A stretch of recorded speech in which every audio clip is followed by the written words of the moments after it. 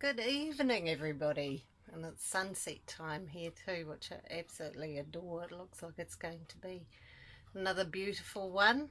I want to talk about something completely different, but it is something that's really important to me and something I've reflected on because my own journey's brought me through that and through looking at things a little differently. I've worked as an energy healer, I've worked with things like that, I've worked and dealt with a lot of different health issues myself in my life, and I believe everything we experience occurs for us to grow from. So nothing's wasted, even things that don't feel too good. So I got into a discussion with a lady today in town, and we were talking about sensitivity and vibrational energetic sensitivity. For me, that's always been huge. I remember as a teenager sitting on the school bus and going, God, I wish I didn't feel their stuff and hear their stuff. And it was overwhelming at that age, and I really hated it and wanted it to stop and go away and leave me alone so I could just do what everybody else did and be normal. But my way of dealing with it was to spend a lot of time in the middle of nowhere on my horse. Animals are generally pretty easy, energetic beings to be around. There's a few who've been messed up, but in general, they're pretty honest and upfront, especially energetically. Even if they've been hurt, there's still the desire to be loved. So, anyway, back on track. So what we were talking about in town today, and she was telling me some of her health issues, and it came down to she had the symptoms of what they label as chronic fatigue, which I was also diagnosed with 16, 17, 18 years ago. I think it's actually a label medical people give to a variety of symptoms they don't know what to do with. So I've never taken that as a hard and fast diagnosis. I burnt out, I hit the deck, and I couldn't function anymore for a while. And it was actually a huge gift to me because I didn't work at all for a few years, and I spent a lot of time sitting on the beach. I spent quite a bit of time working my stuff out of my childhood through all the different experiences I've been through. I also had some really profound spiritual experiences in that time that I'll talk about another time. They were pretty amazing. But the discussion came back to this chronic fatigue thing. Now, to me, it's actually always been part of the sensitivity. Now, if you have that level of sensitivity energetically, vibrationally, and you put yourself somewhere you don't want to be, or that's toxic or unhealthy or uncomfortable, whether that's a relationship, a job, even if your family's toxic and you go and spend too much time with them, it's the same scenario. You feel it in your energy, and it actually you start shutting down, and your energy starts shutting down. And when you energetically shut down parts of your body, those organs start struggling. Your liver won't be doing as good a job. Your whole body starts going in slow mode because it's not happy. It's,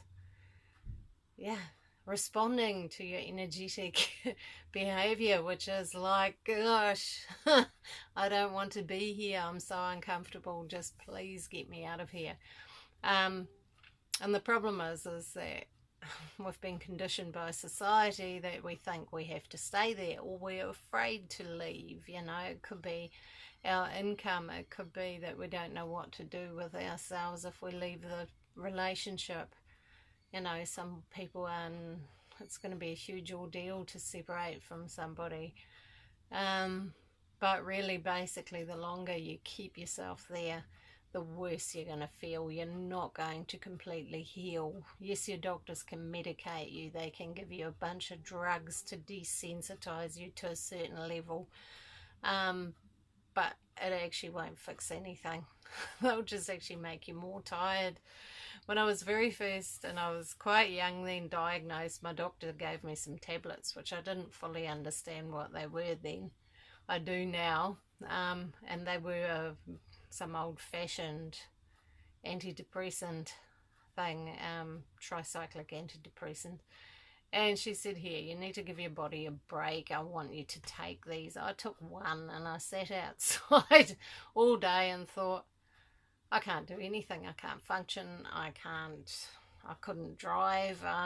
So I threw the rest away and gave up on that concept. It was completely, yeah, it turned me completely dysfunctional.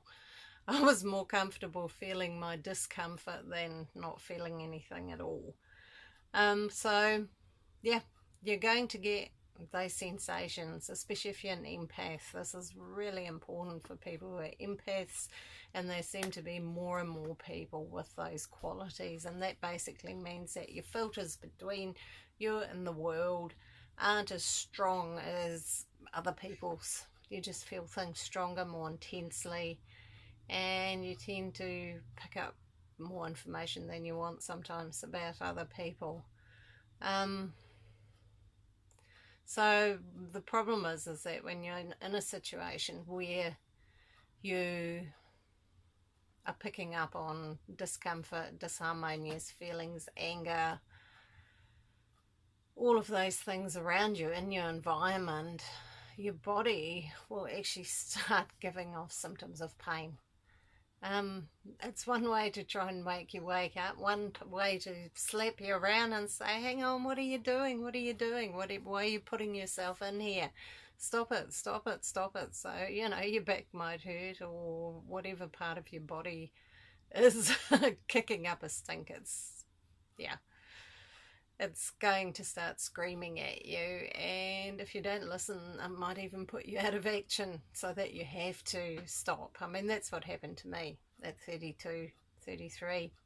I had to stop. I'd been running like crazy, working and rushing around and doing this and keeping busy, and I had a job and land to clear, and then I bit the bullet and bought this bus, and things were pretty intense on the level with my ex-partner, and all of that was going on all at once, and yeah, boom, I hit the deck. I mean, I literally got this flu that I had for 6 months. And if that wasn't trying to get my attention, what on earth would? But basically I had to stop, and I had to start learning how to say no. And boy, that was hard. After being somebody who always said yes and who always made sure everybody else was happy, I learned how to say no. Not because I had this big enlightening moment and went, yes, I have to say no, basically because I had no choice. I couldn't function. If I went and did anything, I'd go and have to have a sleep afterwards, so yeah, it was a pretty big loud one, but you don't actually need to take it that far. You don't need to push your being to the extent where it breaks down, because that's the only way to get you to stop. So please, please, please, if you're getting symptoms of extreme fatigue or pains or mystery illnesses that the doctors can't fix, pay attention. Pay attention to what your soul wants, what your inner being, even your inner child wants. They're all wanting to be heard, and they're saying, I don't like some part of your life and I want you to stop that. So it's a really big kick up the bum, basically, those sort of symptoms, to be true to yourself, even if nobody else understands or gets it. And they won't if they've never been there. There's no way they will understand what's going on with you. They'll probably go, oh, you look all right, what's wrong with you? Why aren't you doing what everybody wants you to anymore? No, put on the handbrake before you completely wipe yourself out, and start living a life that you want. Start thinking about what. Take some time out to think about it, because it's pretty hard to do when you're running around. What do you love doing? What inspires you? What excites you? What sets your world on fire in life, I've always loved working with people. I've always loved empowering people. That's my buzz. It's not about helping them, it's about empowering them to live a fantastic life. That's my excitement. That's what really gets me going, is when I see a person and I give them some information and say, try that, I think it's going to work for you. I give them the confirmation they need, and I see them again or hear from them again, and they say, you know what, I'm doing it and it's awesome. That's what I get really excited about. I don't get excited about a lot of other things that I've done. You know, there were things I did and I don't regret them, but they certainly didn't inspire me as what I do now, which is really about trying to help people find their path, their purpose, their truth. I'd love to see more of that happening for youngsters, for children. There are a lot of really amazing beings that have been coming into the world over the recent years who are actually extremely aware, and they don't fit in and they can't work in the system and they don't want to. So for those young beings to be able to be true to themselves and to have their own personal talents nurtured and discovered and brought out in them so that they can do that. I mean, we're all born to have a purpose, to have something, and generally it's something that makes us feel good. That's the key, that's the mystery. So, but the trick to that is when you really start doing exactly, or heading into the direction of what your passion is, what your purpose is, you all of a sudden realize that you have energy and you're feeling pretty good and your body doesn't hurt anymore. And part of that is letting go of some old pain, of course. But I don't think you need 10 years of therapy to do that. You can acknowledge that, and if you need some help, get some help with it. If it was terrible stuff, you know, sometimes that's really, really necessary. But focus on what you do want, and you'll start feeling better. I mean, I'm still really, really sensitive. I still walk into the supermarket and it's like overload. You know, there's just so much in there and so many people and overhead lights and everything going on, but it's for a short period of time. I don't have to spend all day every day in there, so lucky that. But also when you're doing what inspires you, you're using what you have, the gifts you have, and that's a trick too. You know, they're no longer a curse, they've become a blessing. The sensitivity becomes your purpose, your mission in life, rather than something you really struggle with or really dislike. And yeah, bodies take a little bit of time to heal sometimes if you've taken them off track and down the wrong road for a while, or demanded that they do more than they actually want to. Yes, the healing can take some time, but it does get better the more true to yourself you are. I mean, this is the time we're heading into. I've just felt it so strongly since the beginning of the year. 2017 is a year when people will stand up and more be true to who they are, what they want to stand for, what their own truth is, rather than fitting in with everybody else, you know. So have a think about that. But please, you know, I'm not saying you have to quit your job tomorrow.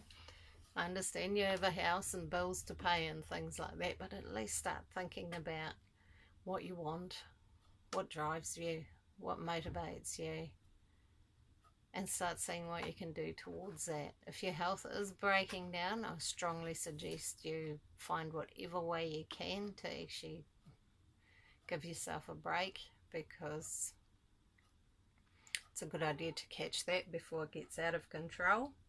And here comes my biggest teacher at letting stuff go, Miss Feeney. Come on, come and say hi. Oh, there's a car outside. Anyway, the cat does not want to be on the video, but she is actually a really good teacher at not stressing and worrying about things. When she's relaxed, she's relaxed. I don't think she's sitting there and overthinking anything. Yeah, they are good teachers. So if you've got an animal, watch them. Learn how to relax, learn how to switch off, and learn how to be true to yourself. So lots of love to you all. This is something that I've sort of done ad lib because it's something I feel strongly about and I wanted to see what would come through. But it's really just a message to look after yourself, trust your intuition, trust your instincts. If it feels wrong, it is wrong. You don't have to justify it. There doesn't even have to be a reason for it. If it's wrong, it's wrong. If it's right, you'll know about it. It'll feel really, really good. So our feelings are really major signposts and life decisions. Lots of love. See you next time.